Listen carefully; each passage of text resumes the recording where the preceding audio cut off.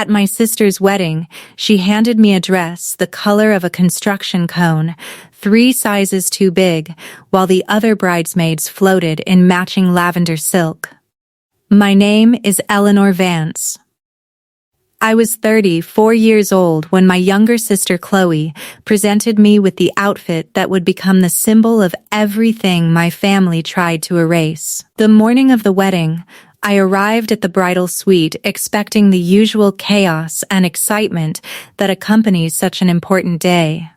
Instead, I found a scene of orchestrated perfection that had been carefully designed to exclude me from the very beginning. 7 women, including my sister's closest friends from college and her work colleagues, were already clad in elegant, floor-length lavender gowns. They were laughing and clinking glasses of champagne, their matching robes monogrammed with their initials. I looked around for my own robe, the one that should have been waiting for me with the others, but it wasn't there. I was directed to a cramped storage closet down the hall, a space barely large enough to stand in, with cleaning supplies stacked against one wall and a single bare bulb casting harsh shadows. Inside, hanging alone on a cheap plastic hanger, was a polyester dress the color of a safety vest. It was a size 2XL, a garment designed to swallow me whole. I am a size small. The fabric was cheap, synthetic, and smelled faintly of a shipping container. That musty odor of things that have traveled too far and been stored too long. When I brought the dress back to the suite, holding it up like evidence of a crime, Chloe gave me a practiced, dazzling smile that didn't quite reach her eyes. It was the last one they had, she said, her voice dripping with false sympathy. The fabric bunched around my waist when I tried it on. A safety pin from my travel kit bent and slipped, failing to tame the parachute-like material that seemed determined to make me look as ridiculous as possible. My mother, Patricia, appeared in the doorway, adjusting a flower girl's sash with the precision of someone who had been planning this moment for years. She glanced at me, then at the dress, and her expression remained perfectly neutral. "Don't be so dramatic, Eleanor," she said, her eyes already sweeping past me to check the centerpiece arrangement on the main table. "It's just a dress. It's not about you." But it was about me. It had always been about me, and the role I was supposed to play in this carefully constructed narrative. The photographer, a tall man with a top knot and a lens the size of a casserole dish, began orchestrating the group portraits on the garden steps. "Lavender in the front," he commanded, arranging the 7 bridesmaids like chess pieces on a board designed for a game I wasn't allowed to win. He glanced at me, then at my orange disaster, and his face briefly registered something between confusion and annoyance. "Orange, if you could just step behind the groomsmen, please." I moved, my heels sinking slightly into the soft grass. He snapped a few frames, then frowned at his viewfinder. "A bit to the left," he said, gesturing vaguely toward the hedge. I shifted again, until I was nearly obscured by a large potted fern that had been placed there for decoration. He took 32 photos of the wedding party over the course of the next 15 minutes. I was in none of them. This is the story of how I went from being an invisible prop at my sister's wedding to the reason she fled her own reception. It's a story about quiet truths, the power of a single attentive witness, and the 6 words that brought a house of cards crashing down in front of 200 unsuspecting guests. You don't need a microphone to tell the truth. You just need to stop shrinking, to stop apologizing for your existence, and to let the facts speak for themselves. Before we go any further, if you love stories like this, if you've ever felt invisible or underestimated by the people who are supposed to love you most, please take a moment to subscribe to the channel. I create these videos for my subscribers, for people like you who understand that sometimes the quietest voices carry the most weight. Your support means everything. And I'm grateful for every single one of you who takes the time to watch and share these stories. I'm a structural engineer by training and by profession. I own a small firm in Charlotte, North Carolina, where we specialize in commercial inspections and retrofit designs for older buildings. It's not glamorous work, and it doesn't make headlines, but it is mine. I built it from the ground up, starting with absolutely nothing. Paying my own way through community college and then transferring to NC State by working double shifts at a roadside diner for 3 years. I remember those days vividly, the smell of grease and coffee, the aching feet at the end of a 12-hour shift, the tips I counted out carefully to pay for textbooks and lab fees. It was hard, but it was honest. It was real. My sister, Chloe, is 4 years younger than me. She has always been the sun in our family's solar system, the center around which everything else revolves. She's charming, photogenic, and has a laugh that commands attention from everyone in the room. She was marrying Daniel Whitlock, whose family owns a chain of luxury hotels along the East Coast. They were old money, the kind of family that names buildings after grandparents and keeps land trusts instead of savings accounts. My mother, Patricia, had been planning this wedding like a military campaign, every centerpiece, every toast, every seating chart calibrated for maximum impression on the Whitlock side. Nothing was left to chance. I was included in the bridal party because not including me would have looked suspicious to the wealthy in-laws. A bride who doesn't invite her own sister raises questions, and questions were the last thing Chloe wanted. So I was in. Technically, I got the text 3 weeks before the wedding, a brief message with no emoji and no warmth. "Your bridesmaid number 8, Chloe wrote. I should have paid more attention to that number. 8 bridesmaids, 7 lavender gowns. The math was already decided before I ever RSVP'd, before I even knew what I was walking into. But I told myself it was family. I told myself one day of discomfort would be fine. I told myself I was being too sensitive, that I was the one with the problem, not them. I ironed my good blouse for the rehearsal dinner and drove 4 hours from Charlotte without complaining. That's what I do. That's what I've always done. I show up, I hold things together, I make the best of difficult situations. It's my best quality and my worst habit, and Chloe knew it. She knew I would never make a scene. That I would swallow my pride and endure whatever humiliation she had planned for me. She counted on it. The Whitlocks were old Virginia money, the kind of people who understand that real power doesn't need to be loud. Daniel was decent, quiet, the kind of man who opens doors and remembers names and seems genuinely baffled by how lucky he is to have found someone like Chloe. I liked him. I think most people did. His mother was pleasant in a polished, careful way, the kind of woman who has been trained since birth to say the right thing at the right time.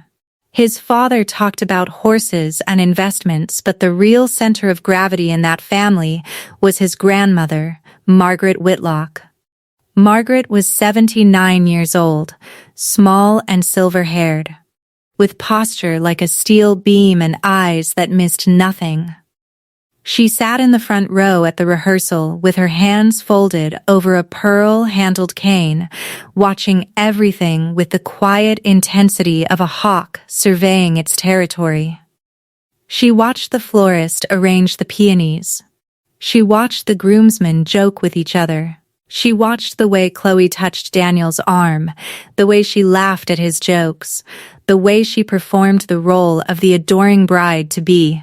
Margaret didn't miss things. I noticed her watching me once during the rehearsal dinner, when I was refilling my own water glass because the server had skipped our table entirely. She held my gaze for about 3 seconds, her expression unreadable. Then she looked at Chloe, then back at me, and I felt like I was being evaluated according to some private standard I couldn't quite understand. I didn't think much of it at the time. I was too busy surviving the evening, sitting between Aunt Renee, who kept reminding me to smile more, and a groomsman who asked me twice if I was the sister with the issues.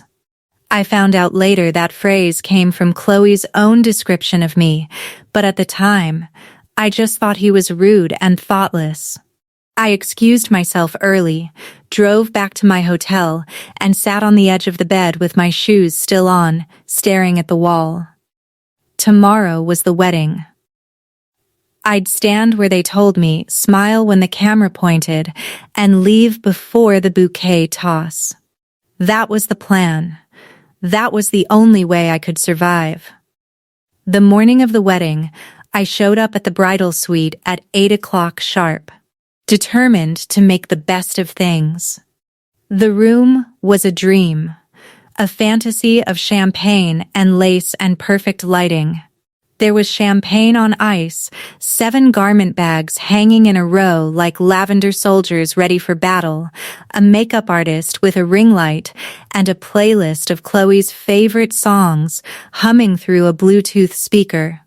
The 7 other bridesmaids were already there, laughing and taking selfies, their matching monogrammed robes a testament to their belonging. My name wasn't on a robe. "Oh, Brooke, you're getting ready down the hall," Sloane said, not looking up from her phone.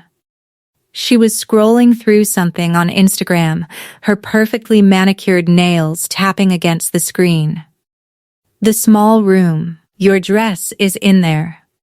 The small room was a linen closet, a narrow space with shelves of towels and sheets, and a mirror propped against a stack of folding chairs. Inside the garment bag was the orange dress. Not burnt orange, not terracotta, not any shade that could be described as fashionable or flattering. Safety cone orange. Bright synthetic polyester that smelled like a shipping container and felt like wearing a plastic bag. I held it up. The shoulders drooped past my arms. The waist could have fit 2 of me. It was a size 2XL. I wear a small. I walked back to the suite, the dress bunched in my arms like a deflated balloon. "Sloane, this can't be right. It's 3 sizes too big." She looked at me with that camera-ready smile, the one she'd been practicing since she was 16 years old. It was the only one left. Behind her, Aunt Renee adjusted her own perfect lavender sash and rolled her eyes. "Stop being dramatic," Renee said. "It's not about you. It's your sister's wedding, and you're making it all about yourself." I stood there holding the dress, and nobody in that room, not one of the 7 women in matching gowns, said a word in my defense. They looked away, they checked their phones, they pretended I didn't exist. I went back to the linen closet. I pinned the waist with 2 safety pins from my travel kit. One kept slipping, the polyester was too slick to hold. I looked in the propped-up mirror and saw exactly what they wanted me to see. Someone who didn't belong, someone who was out of place, someone who was trying too hard to fit in where she was never welcome. I found my mother in the hallway outside the bridal suite, adjusting the bow on a flower girl's sash with the same precision she brought to everything else.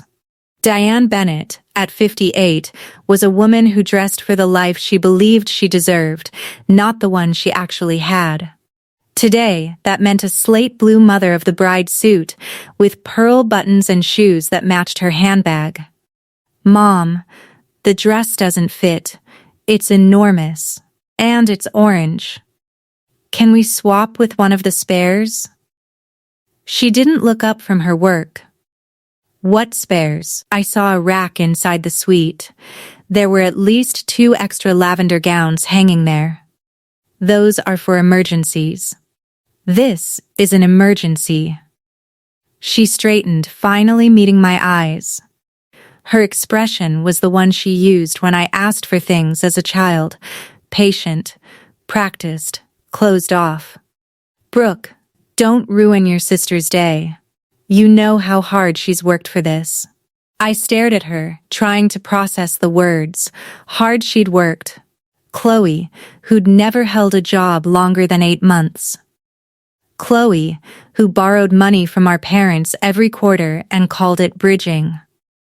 Chloe, who was marrying into the Whitlock family the way some people apply for grants, with a polished application and a curated backstory. Just wear the dress, Mom said. Nobody's looking at you anyway. She went back to the flower girl. I stood in the hallway, the orange polyester scratching against my arms, and watched her walk away. 2 spare lavender gowns on a rack, 10 feet from where I was standing. One of them was close to my size. I'd seen the tag. It was a size small. It was the only one left was a lie. I knew that now. I just didn't know yet how deep the lie went, or how many other lies were waiting to be uncovered. Let me tell you about my grandmother, Ruth Draper. She raised 5 kids in a house with 1 bathroom and a garden that fed the entire block. She quilted. She baked cornbread that could make a grown man cry. And when she got sick, first emphysema, then a stroke that took her left side. I was the one who moved in with her. I was 28 years old, 2 years into my first engineering job, and I rearranged my entire life around her medication schedule and her physical therapy appointments. I did that for 3 years. I bathed her. I read to her. I held her hand on the nights when she forgot where she was and called out for her own mother, who had been dead for 40 years. Sloane visited twice, once for Thanksgiving, and once when she needed Gran to sign a form for a car loan co-signer. Mom came on holidays. Dad called on Sundays. I was there every other day, and on the days when Gran had appointments at the hospital, I took time off work to sit with her. Gran died at 84 on a Tuesday. She died with her hand in mine, with the quilt she'd made for my college graduation folded across her lap, and I was the one who called the funeral home. I was the one who made the arrangements. I was the one who sat in the front row at her funeral and watched my family cry crocodile tears for a woman they'd barely visited in her final years. I mention this because of something I overheard at the rehearsal dinner. Sloane was talking to Daniel's aunt, a thin woman with emeralds and a dismissive manner, and she was telling a story about nursing my grandmother through her final days. She used that phrase, final days, like she'd been there. She described the way Gran liked her tea, the way she smiled when she saw cardinals through the window. I only caught a fragment of the conversation before Aunt Renee pulled me away to help with the gift table, but I heard enough. Sloane was telling them a grand story. She was telling them my story. She was claiming my grief as her own, and she was doing it with such confidence, such absolute assurance, that I almost believed her for a moment. I didn't confront her. I told myself I'd misheard. That's the thing about being the responsible one, the one who holds everything together. You give people credit they haven't earned, because the alternative means admitting your family is something you can't fix. Something that's fundamentally broken in ways you can't repair with love or patience or hard work. The ceremony was at 4 o'clock in the Whitlock family's private garden. It was a beautiful setting, with boxwood hedges and a stone arch draped in white roses. 200 chairs arranged in perfect rows on a manicured lawn. I stood at the far end of the bridal line, half a step behind the last lavender gown, so close to the edge that my left shoulder was hidden behind the stone arch. From the guest's perspective, I was a smudge of orange at the margin of a lavender painting, an eyesore they could ignore if they tried hard enough. The processional played. 7 bridesmaids glided down the aisle in synchronized elegance, their matching gowns rustling, their matching shoes clicking in unison on the flagstone. Then, me. Orange polyester catching the late afternoon sun like a hazard vest. No matching shoes. Nobody had thought to tell me the heel color. I wore the nude pumps I'd packed for the drive home, and the hem of the 2XL dress pulled around my ankles like a deflated hot air balloon. I saw Margaret Whitlock in the 3rd row. She was watching me, not the procession. Her expression was unreadable, not pity, not amusement, something sharper. Assessment. The ceremony was beautiful by all objective standards. Sloane cried on cue, dabbing her eyes with a monogrammed handkerchief that matched the ones on every chair. Daniel's voice cracked reading his vows, and the guests dabbed their eyes with their own handkerchiefs. I stood at the edge and held my bouquet, which was also wrong. White hydrangeas instead of the lavender roses the others carried, and I replayed Sloane's words in my head. It was the only one left. The safety pin at my waist shifted. I pressed my elbow against it to keep the fabric from gaping. Nobody noticed. That was the point.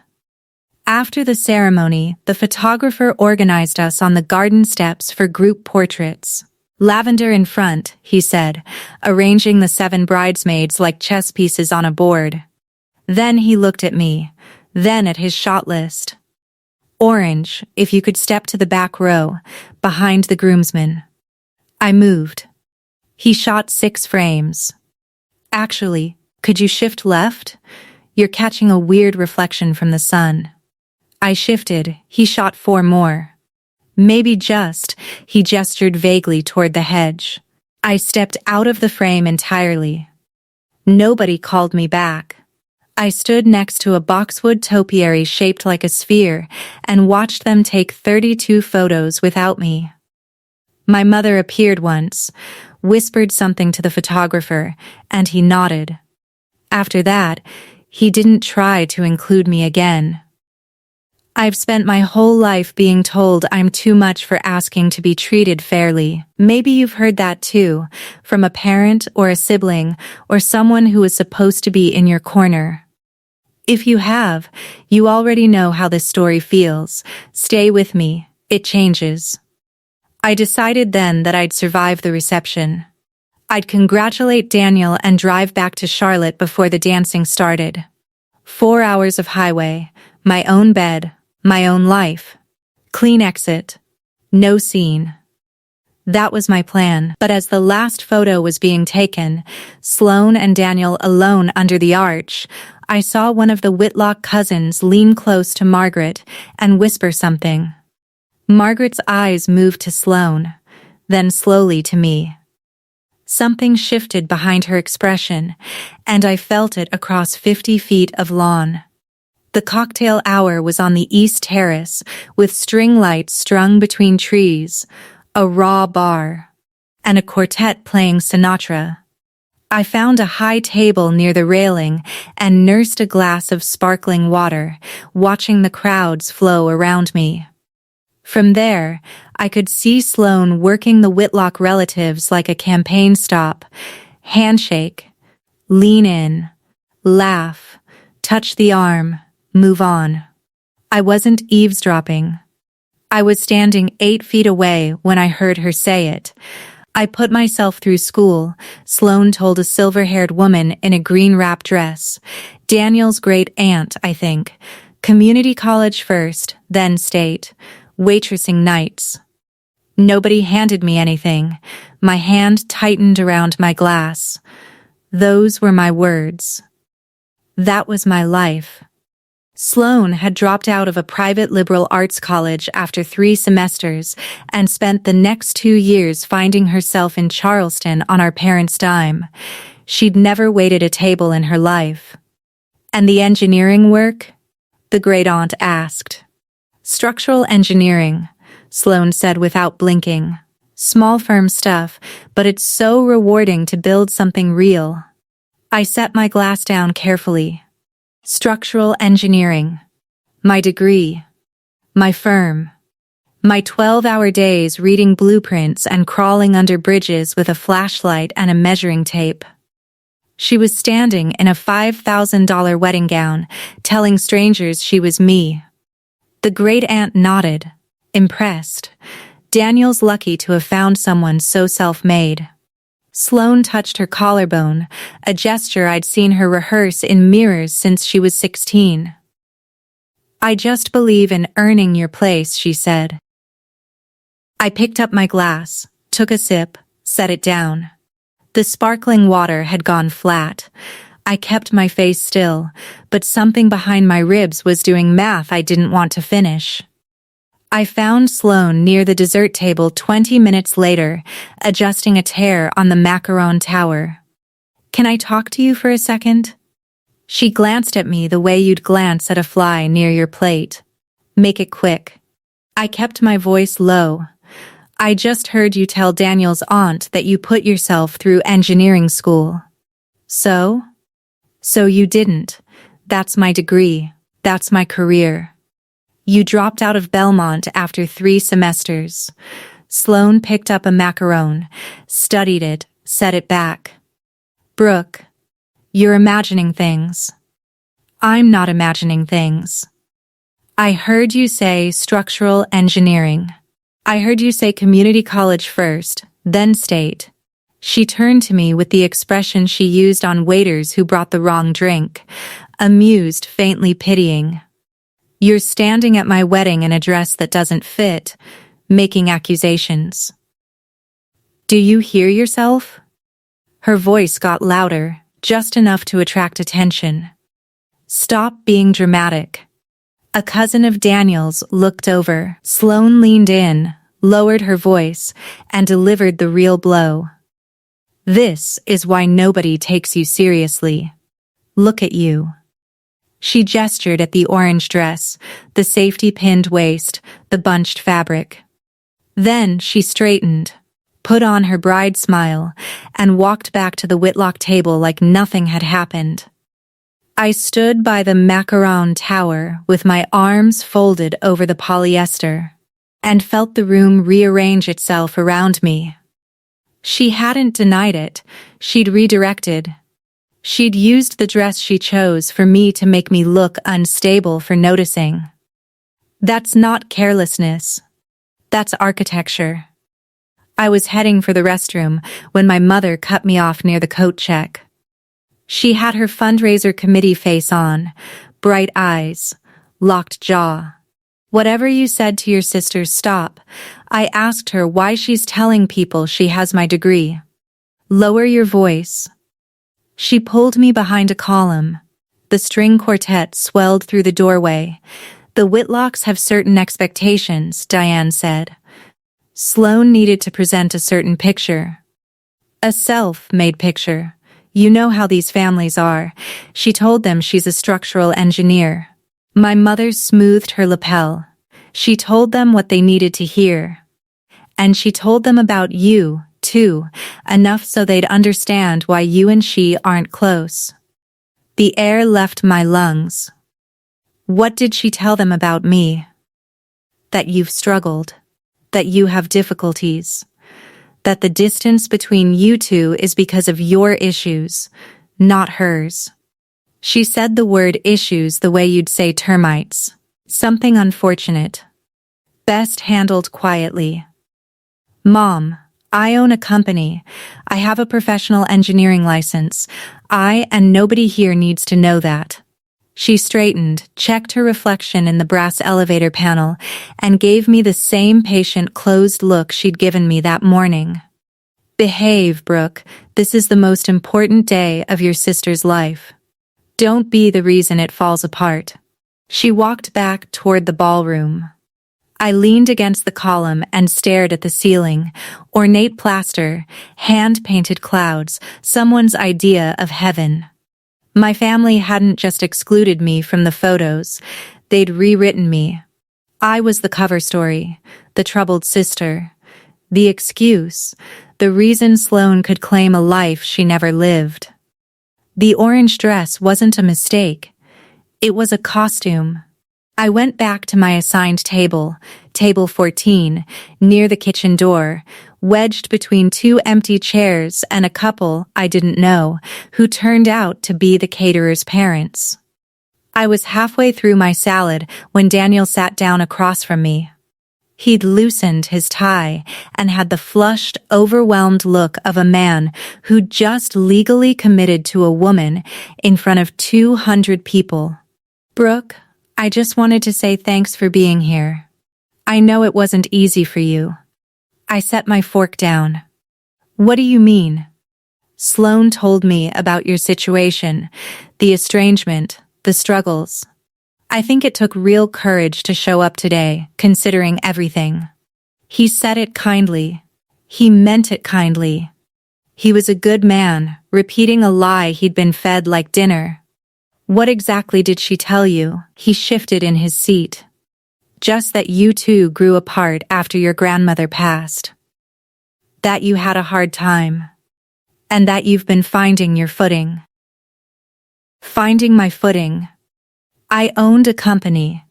I'd closed 3 contracts that month. I was finding my footing the way a redwood finds its footing, rooted, standing, unbothered by wind. But Daniel didn't know that. Daniel knew the version of me that Sloane had drafted like a press release. Fragile, bitter, best kept at a distance. "She said you might be sensitive today," he added, "so if the seating or anything feels off, please don't take it personally." He squeezed my hand, stood up, and walked back to the head table where my sister sat in a cloud of white organza, laughing at something the best man said. Table 14. Orange dress. The sister with the issues. I wasn't a guest. I was a prop in someone else's production, dressed in the color of caution. I left the table during the salad course and walked toward the coat check. I'd get my jacket, find my car keys, and text Sloane a polite goodbye from the parking lot. That was the exit. Clean, quiet, no ammunition for the dramatic sister narrative. The coat check was in a narrow hall behind the reception room, with dim lights and the muffled bass of the DJ warming up. I was reaching for my jacket when a voice came from the bench near the window. "You're the one who finished engineering at State, aren't you?" I turned. Margaret Whitlock sat on the bench with her pearl-handled cane resting across her knees. She looked comfortable, like she'd been waiting. Not for me specifically, just waiting for the moment she knew would come. "I'm sorry?" "Structural engineering." "You transferred from Wake Tech, finished at NC State, class of 2017, I believe." She said it the way you'd confirm a shipping address. Matter of fact, precise, my pulse picked up. "How do you know that?" "I'm 79, dear. I don't sign checks without reading the fine print." She tilted her head, studying me the way she'd studied the florist at the rehearsal. Not judging, cataloging, interesting dress. "It was the only one left," I said. The words came out flat and automatic, and for the first time, I heard how absurd they sounded spoken aloud.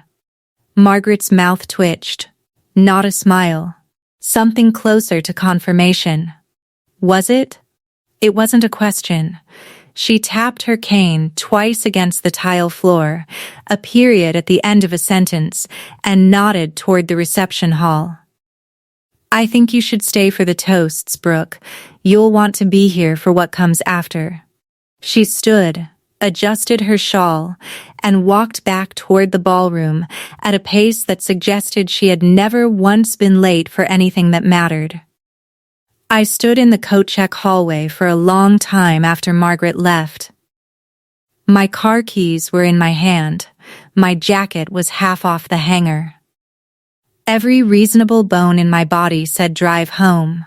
But Margaret's voice stayed with me, precise, unhurried. Certain, you'll want to be here for what comes after.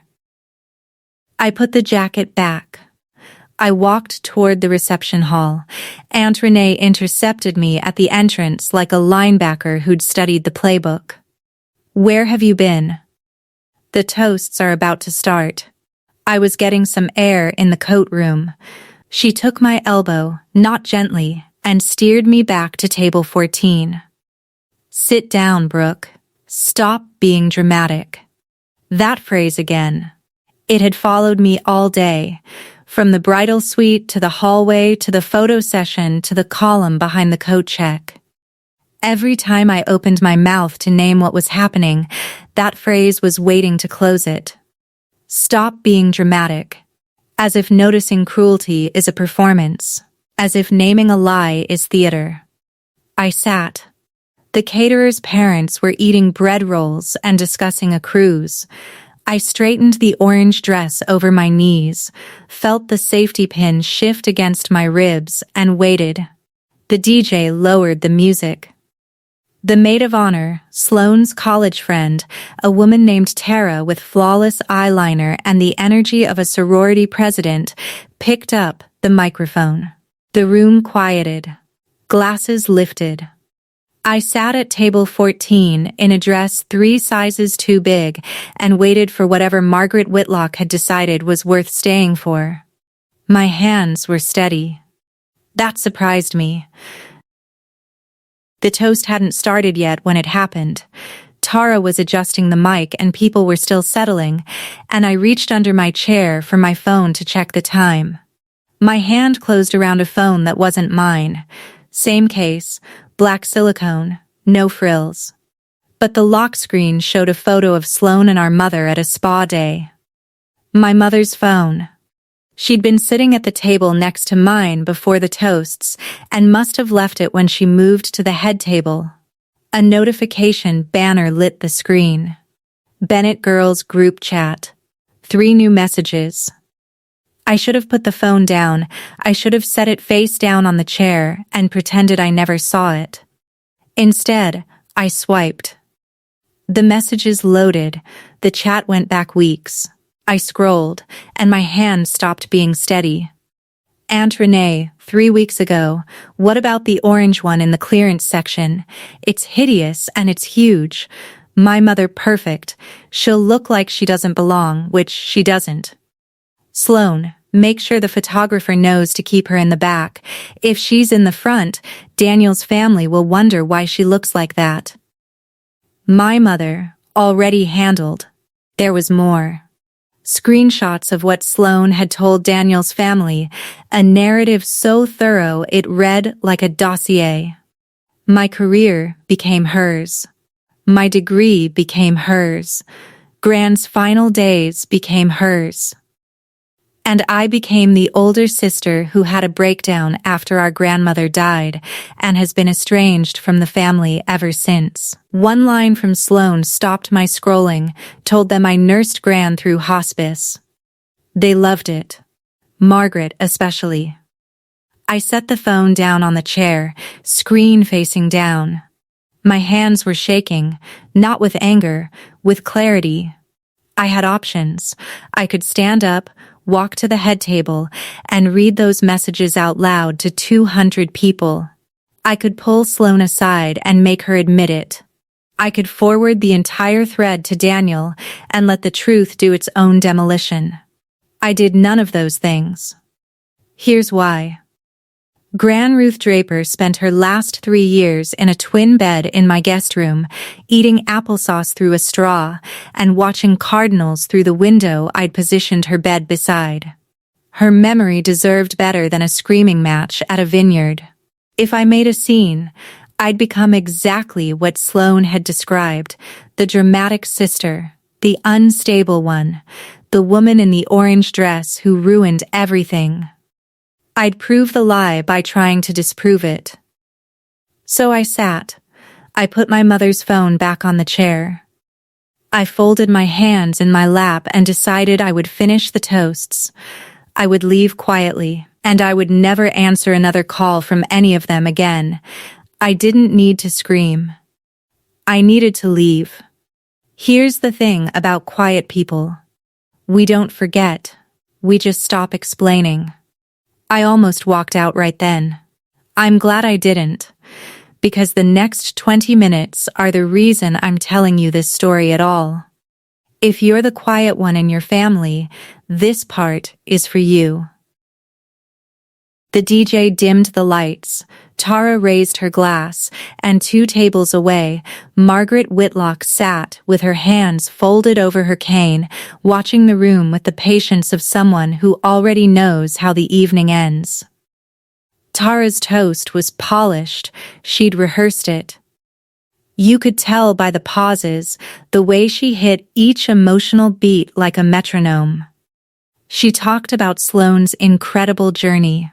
She talked about resilience. She talked about a woman who put herself through school, built a career with her own 2 hands, and nursed her beloved grandmother through her final days. Every word was a brick from the house Sloane had built on top of my life. I sat at table 14 in my orange dress, with my hands folded, and listened to a stranger eulogize my biography and credit it to my sister. The room was wrapped in the story. Daniel wiped his eyes with the back of his hand. My mother beamed from the head table like a woman watching her investment pay dividends.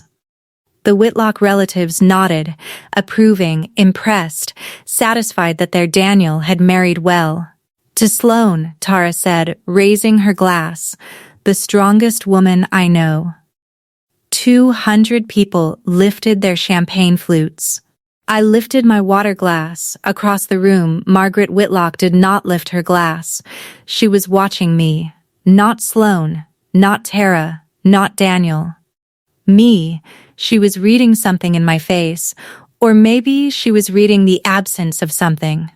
No outrage, no tears, no dramatic exit, just a woman in a wrong-colored dress, sitting at the wrong table, hearing her own life story recited under someone else's name, and choosing not to shatter the glass in her hand. Margaret held my gaze for 3 seconds.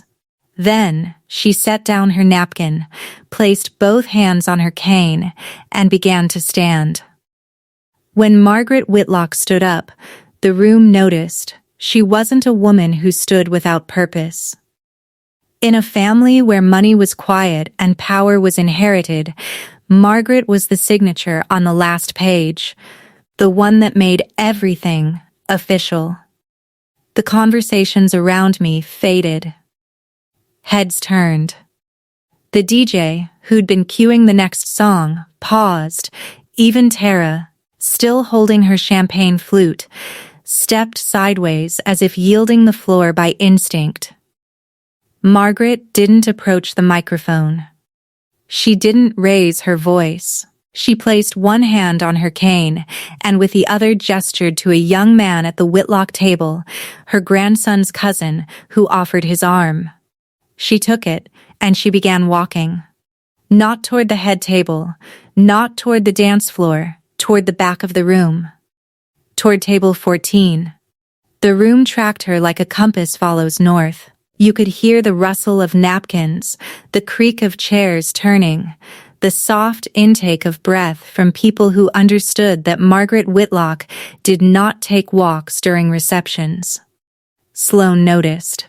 I watched her face change. The smile stayed, but the muscles beneath it recalibrated. She touched Daniel's arm. He looked where Margaret was heading. Then, he looked at Sloane with a question forming behind his eyes. My mother half rose from her chair. Aunt Renee went still, her champagne flute suspended midway to her lips. I sat in my orange dress at the back of the room and watched a 79-year-old woman in a pewter silk jacket cross a ballroom the way a verdict crosses a courtroom.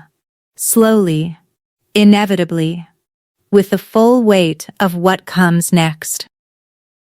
I should explain what I only learned later, what Margaret had done in the weeks before the wedding. The Whitlocks had a tradition. Before any marriage that involved the family trust, Margaret personally reviewed the union. Not with lawyers, not with private investigators, with phone calls, conversations, and the social network of a woman who'd been a pillar of Shenandoah Valley society for 50 years. She called 3 people. The first was the director of the assisted living community where Gran had received home aid support in her final year. The director remembered Brooke Bennett, the granddaughter who came every day, who brought cornbread, who slept in the chair beside the hospital bed during the last week. She did not remember a Sloan. The second was simpler than a phone call. She found NC State's public commencement archive online, the one they post every May with full graduate names and degree programs.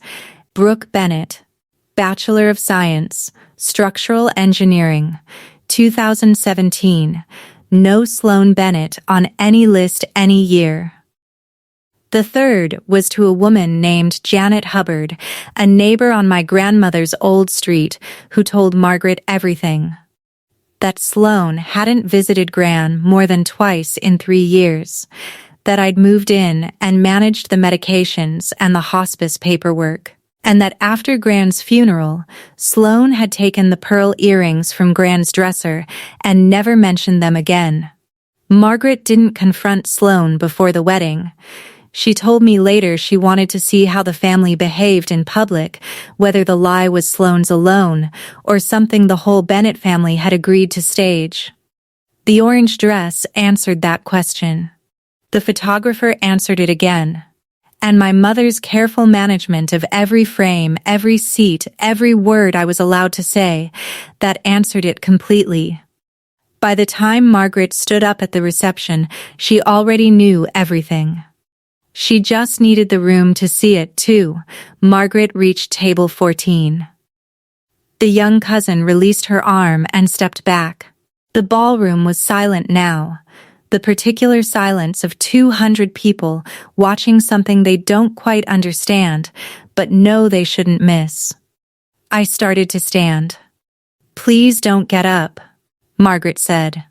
She lowered herself into the empty chair beside me, the one that had been empty all night because nobody wanted to sit next to the sister in the orange dress. She set her cane against the table. Then she reached over and took my hand. Her fingers were thin and cool, her grip precise, the way you'd hold something you intended to keep. The chandelier light caught the orange polyester of my dress, turning it vivid, almost electric. For 3 hours, that dress had been a costume designed to make me disappear. Now, with Margaret Whitlock holding my hand in front of every guest, every Whitlock cousin, every carefully placed lavender bridesmaid, the dress was a spotlight. You couldn't look away from it. The silence held. At the head table, my mother pushed back her chair. I could see the calculation on her face. She was composing her intercept, rehearsing the spin. Getting ready to manage the moment the way she'd managed every other moment that day. Sloane's smile was still in place, but her eyes had gone flat. The kind of flat that happens when someone realizes the ground they're standing on has been hollow all along.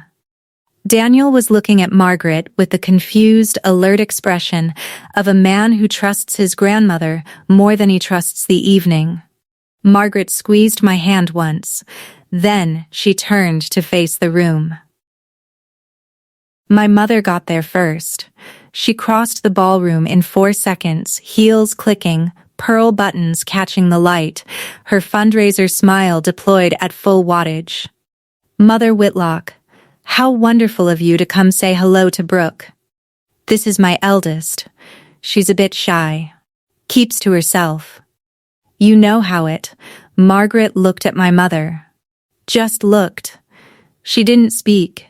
She didn't raise a hand. She turned her head, met my mother's eyes, and held them. It was the quietest act of authority I've ever witnessed. My mother's sentence died in her throat. Her smile stayed, but her body stopped. One foot slightly ahead of the other, frozen mid-stride, like a woman who'd walked into a glass door she hadn't seen. "I wasn't finished, dear," Margaret said. Her voice was even, conversational, the kind of tone you'd use to correct a seating arrangement. But the room heard the steel in it, and the room went still. Aunt Renee, who'd been half a step behind my mother, took one look at Margaret's face and sat back down. She didn't say a word.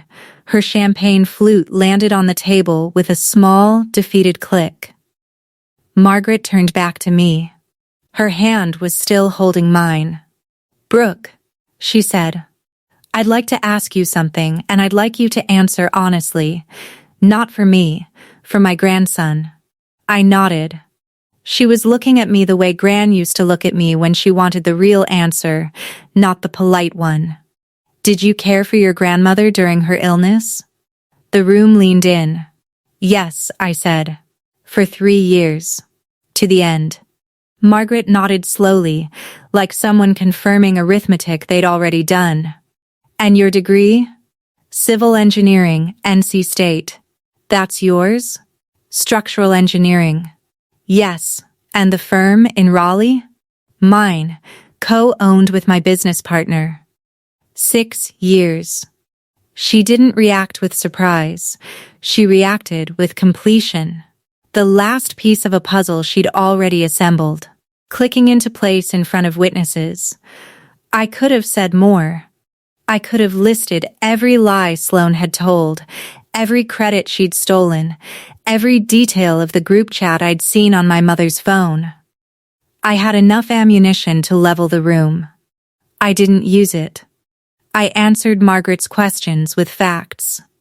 Short, direct, verifiable. That was enough, because the truth doesn't need volume. It just needs someone willing to ask the right questions out loud. The guests at the nearest tables had gone quiet. The Whitlock great-aunt in the green wrap, the one Sloane had told about her engineering career, was staring at Sloane with the expression of someone recalculating a tip. Daniel had turned fully in his chair. He wasn't looking at Margaret anymore. He was looking at Sloane. "Sloane told us she built that firm," he said. "Not to me, not to Margaret. To the air between us, like a man testing whether the words sounded as wrong out loud as they did in his head." "She told us a lot of things," Margaret said quietly. Sloane stood up from the head table.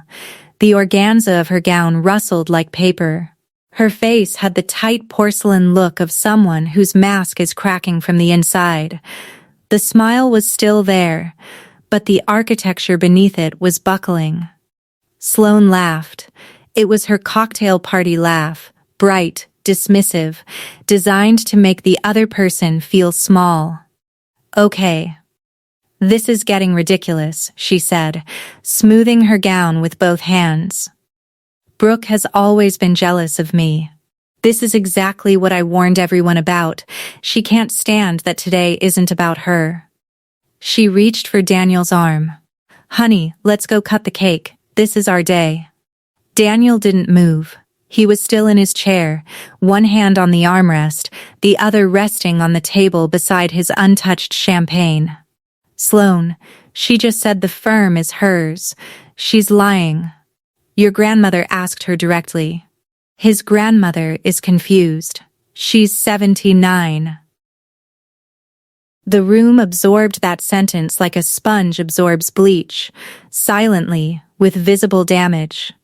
Margaret's cane tapped once against the floor. She didn't respond to the insult. She didn't need to. Every Whitlock in the room had just heard the bride call their family matriarch confused, and the temperature dropped by 10 degrees. Daniel pulled his arm back slowly, the way you pull your hand away from a stove when you realize it's on. "Did you tell my family you were a structural engineer?" Sloane's smile was still holding, but her breathing had changed. Faster, Shallower, the rhythm of someone whose exits are closing one by one. Daniel, this is our wedding. Can we please not? Did you tell them you took care of your grandmother? I helped. I was there. Twice, I said. I didn't plan to speak. The word came out on its own. Not loud, not angry. A correction, like fixing a decimal point in a structural load calculation. You visited twice in 3 years. The reception hall had the suspended quality of a held breath. Forks rested on plates. Napkins stayed in laps. Even the caterers had stopped moving between the kitchen doors. Sloane looked at me. For the first time all day, she looked at me with something other than rehearsed indifference, and what I saw beneath it was fear. Not the dramatic kind, the structural kind. The kind that happens when load-bearing walls start to crack and you realize the whole facade is coming down. You don't know what you're talking about, she said. But her voice was thinner now. The charm had burned off like fog. My mother moved forward again, this time with purpose. This is absurd. Brooke has always resented her sister's success. She's making a scene too. Mrs. Bennet. Margaret's voice cut the air cleanly. 1 word, 2 syllables. My mother stopped. I made 3 phone calls before this wedding, Margaret continued. She hadn't raised her voice. She hadn't stood from the chair beside me. She spoke the way old money always speaks, quietly, because it doesn't need to be loud to be final. I spoke with the director of the care facility where Ruth Draper received home health support. I spoke with the alumni office at NC State. And I spoke with your mother's neighbor of 40 years, Janet Hubbard. She paused. The names landed like stones in still water. Specific, verifiable, inarguable, my mother's face lost its color. Not gradually, all at once. The way a screen goes dark when you pull the plug. Sloane took a half step backward. Her heel caught the train of her gown. Margaret turned to me, still holding my hand, and said 6 words. You're not the sister she described. 6 words spoken at normal volume, no microphone, no theatrics, just a 79-year-old woman holding the hand of a 33-year-old engineer in an orange dress, telling the truth to a room that had been fed a lie. The silence that followed lasted maybe 4 seconds, but I felt every one of them like a pulse. Then Margaret spoke again, still calm, still seated, still holding my hand. The woman in this dress is Brooke Bennet. She is a licensed structural engineer. She co-owns a firm in Raleigh. She put herself through college waiting tables, and she spent 3 years caring for her grandmother, Ruth Draper, until Ruth passed away in Brooke's guest bedroom, holding Brooke's hand. She looked at Sloane. Your bride told my family a different story. She told us she did those things. She told us her sister was estranged and troubled. She told us a great many things, Daniel, and I'm afraid none of them were true. Daniel stood. His chair scraped against the floor, the loudest sound in the room. Sloane, she didn't answer. She was staring at Margaret with the wide, frozen look of someone watching a building she'd constructed collapse in real time. Sloane, is any of this true? She's lying, Sloane whispered. All of them. They're all lying. I also know about the debts, Margaret said. She said it gently, almost apologetically, the way a doctor delivers a result they wish were different. The credit cards, the personal loans, the overdraft your parents have been covering. I know about all of it. That was the fracture point. Not the 6 words, not the engineering degree, the debts. Because the debts were the foundation of the entire performance, the reason Sloane needed Daniel. needed the Whitlocks, needed the lavender gowns and the grand entrance and the fabricated biography. Without the marriage, the debts had no exit. And now the room knew. Daniel took a step back from the head table, just one step. But in a room that quiet, it sounded like a sentence. You told my grandmother you were an engineer. Daniel, listen to me. You told my family you nursed your grandmother. You told them your sister had a breakdown. I was trying to. What? What were you trying to do? Sloane's composure shattered the way composure always does, not gracefully. Her eyes filled, her voice pitched upward. You don't understand the pressure. You don't know what it's like to have nothing and pretend you have everything. You had a sister, Daniel said. You had a sister who actually did those things, and you stole her story and put her in a clown dress so nobody would believe her. My mother lunged. Not physically, verbally. She stepped forward, pointed at me, and delivered the line she'd been deploying all day, the one she'd used like a fire extinguisher every time the truth tried to catch. She's poisoned you against us. This is exactly what she does. She makes everything about her. Stop being dramatic. The phrase hung in the air, finally, in front of witnesses. 200 people had just watched a grandmother expose a fraud and a mother defend it. The words "stop being dramatic" didn't land the way my mother intended. They landed the way a confession lands, revealing not the accused but the accuser.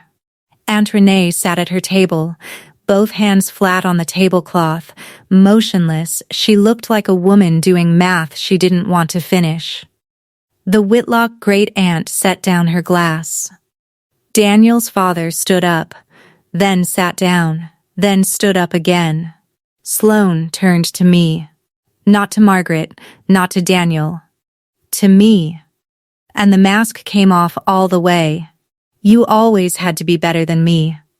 Her voice was raw, stripped of the charm and the camera-ready inflection. She sounded 20 years old, younger even. The little sister standing in the shadow of someone who never tried to cast one. You got the grades. You got Grand's attention. You got the career. And you didn't even have to try. It just came to you. And I got nothing. I got Mom's anxiety and Dad's silence and a college I couldn't finish. And debt I couldn't explain to anyone without them looking at me like I was broken. For a moment, just a moment, I felt something shift in my chest. Not forgiveness. Recognition. I saw the version of her that was real underneath the lies and the lavender and the performance. She was drowning, and she'd used me as a raft. But then she straightened, and the vulnerability collapsed into something harder. This was supposed to be my day. My one day. And you couldn't even give me that. She said it like I'd taken something from her, like standing silently in a linen closet, wearing a dress she chose specifically to humiliate me while she stole my education, my grief, and my grandmother's final days. Like all of that was something I'd done to her. I didn't respond. I didn't need to. The room had already responded for me. In their silence, in their turned heads, in the way Daniel's hand had dropped from Sloane's arm and stayed at his side. Sloane looked around the reception hall at the lavender gowns, the champagne, the 5-tier cake, the string lights she'd spent months selecting, and she saw what everyone else saw. A wedding built on a borrowed life. She picked up her train with both hands. She walked out the side door. She didn't look back. The door closed behind her with a click, not a slam. Somehow, that was worse. The room exhaled. People shifted, murmured, reached for their drinks. The DJ, poor man, hovered near his laptop with the expression of someone who'd been hired to play Uptown Funk and was now presiding over a family implosion. My mother didn't follow Sloane. She stood near the head table, hands clasped, statue still, staring at the centerpiece as if it contained instructions for what to do next. Aunt Renee was already gathering her purse. Daniel sat back down. He put his face in his hands. His mother touched his shoulder. His father looked at Margaret, who nodded at him once, a small, steady gesture that seemed to say, "I'm sorry," but he needed to know. And then there was my father. Glenn Bennett had been at the head table all night next to the seat Sloane had just vacated. He was 60 years old. He'd said 12 words to me all day. "You look fine, and don't make a fuss, and your mother handles these things." He walked over to table 14. He didn't sit. He stood beside the empty chair Margaret had been sitting in, his hands at his sides, his tie still knotted, his face doing something I'd never seen it do before. It took him a long time to speak. I should have said something years ago. His voice was quiet, rough, like he hadn't used it for anything real in a long time. I looked up at him. I wanted those words to be enough. I wanted them to be the beginning of something. An apology, a repair, a conversation that started with honesty and ended with something better than silence. But they were just words. 6 of them. Different from Margaret's 6. Lighter, too late to carry much weight. "Yeah," I said. "You should have." Margaret released my hand. She did it the way she seemed to do everything, deliberately, with the sense that the gesture had served its purpose and could now be returned. "You're welcome to stay," she said. "Or you're welcome to go. Either way, you should know that the Whitlock family sees you clearly now." I nodded. I didn't trust myself to speak much, so I kept it short. "Thank you, Margaret. Don't thank me, dear. I protect my grandson. You just happen to be telling the truth." She stood, straightened her pewter jacket, and walked back toward the Whitlock table with the same unhurried authority she'd crossed the room with 20 minutes earlier. I sat at table 14 for another minute. The orange dress bunched at the waist where the safety pin had finally given up. The fabric gaped. The polyester hung. For the first time all evening, I didn't reach down to fix it. I didn't tug the hem. I didn't smooth the fabric or press my elbow against the pin or try to make the dress look like something it was never meant to be. I just let it be what it was. Wrong color, wrong size, chosen on purpose, and I let myself be what I was. Right person, right table, right time. The caterer's wife, who'd been sitting next to me all night without saying a word, leaned over. That was the most incredible thing I've ever seen at a wedding. I almost laughed. "It was the only one left," I said. She looked confused. I wasn't talking to her. I was talking to the version of myself who'd believed it that morning, and the version who would never believe anything like it again. I picked up my clutch. I stood up. The dress hung like a flag nobody salutes, and I walked out of the reception hall without looking back. I drove back to Raleigh that night. 4 hours of empty highway, the radio off, the windows cracked to let the May air push through the car. I didn't cry. I didn't call anyone. I just drove. And somewhere around the Greensboro bypass, I pulled over, unzipped the orange dress in the back seat, put on the jeans and sweatshirt I'd packed for the drive home, and left the dress folded on the passenger seat like a skin I'd shed. The marriage was never finalized. The officiant never filed the license, and Daniel never signed it. From what I pieced together through second-hand accounts over the following weeks, Daniel asked Sloane a series of simple questions, and Sloane's answers unraveled faster than the lies that held them together.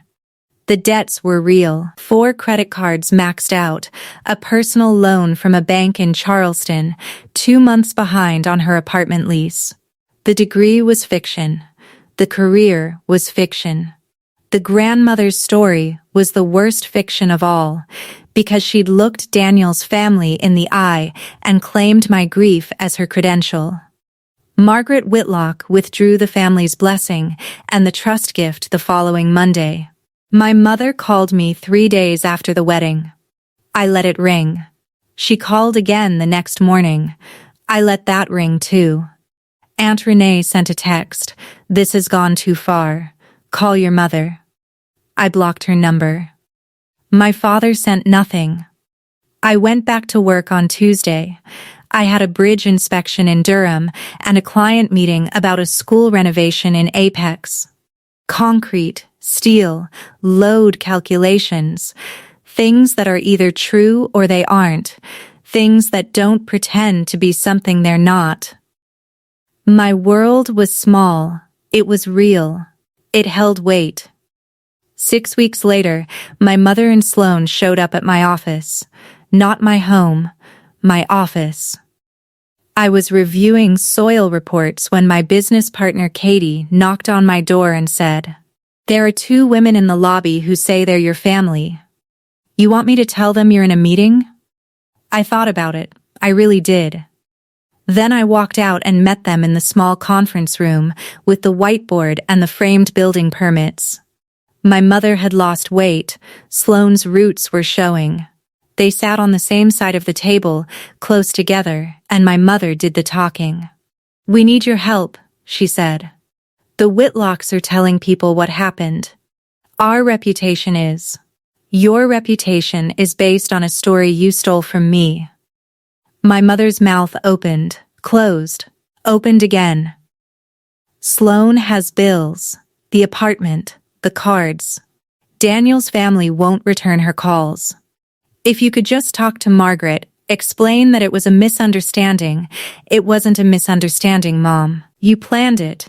I read the group chat. That landed. My mother's hands flattened on the table. Sloane stared at the whiteboard behind me. "I'm not going to talk to Margaret," I said. "I'm not going to fix this. I'm not going to make calls or cover debts or rewrite the story so it's comfortable for you." I stood up. "I'm also not angry. I just don't have anything left to give you. Not because you're bad people. Because you used everything I gave, and you used it to erase me." My mother started to say something.